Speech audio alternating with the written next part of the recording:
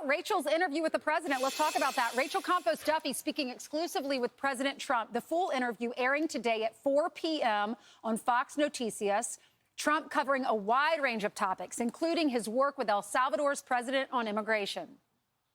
He's made it a very safe place. People go and they feel very secure and safe. He's also built one, but other also prisons, very big ones, and we're using his system because we're getting rid of our criminals from out of the United States that were allowed to come in by Biden. We're getting them out. And the president is helping us with that, President Bukele. So I was very impressed with him, really very impressed. Great guy. Could we use it for violent criminals, our own violent criminals? I call them homegrown criminals. Yes. I mean, the homegrowns. The ones that grew up and something went wrong and they hit people over the head with a baseball bat. We have, and push people into subways just before the train gets there, like you see happening sometimes. We are looking into it and we want to do it. I would love to do that.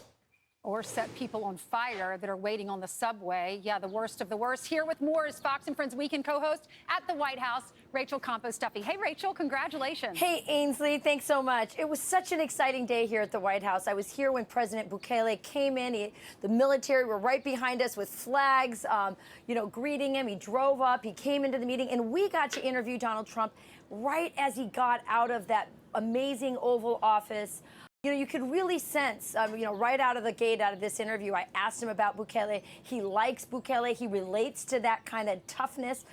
President Bukele, of course, taking El Salvador from the murder capital of the world to the safest country in the Western Hemisphere.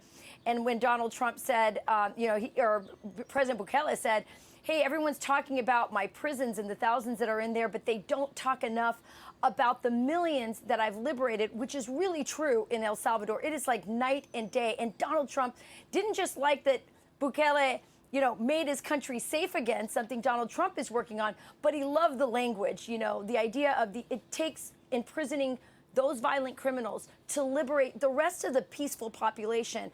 Just on a marketing level, I could tell Donald Trump really liked that.